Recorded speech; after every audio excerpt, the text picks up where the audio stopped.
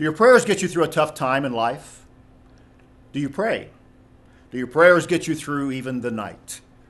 Prayer is an important part of life. It's an important part of our spiritual life with God. We've been talking about Daniel in this series on BT Daily.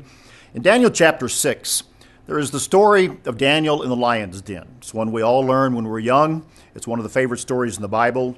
It's one of the most awesome stories, really, with a tremendous lesson.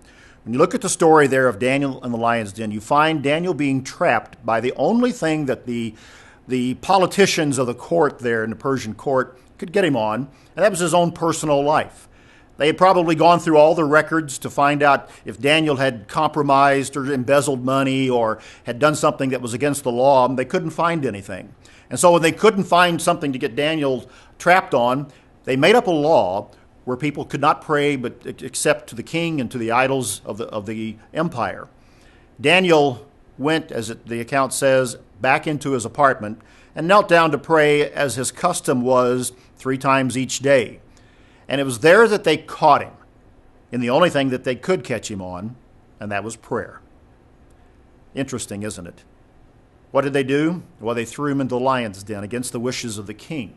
And Daniel was sealed into the lion's den, and he spent a night with this pack of lions. You know, you can bring up any picture of a lion that you might find on the internet, or you can go to a zoo and you can see the lions. You can even go to Africa, go on a safari, as I've done, and see the lions in the wild. They're very terrifying. I could not begin to imagine spending a night with a den full of lions as Daniel did.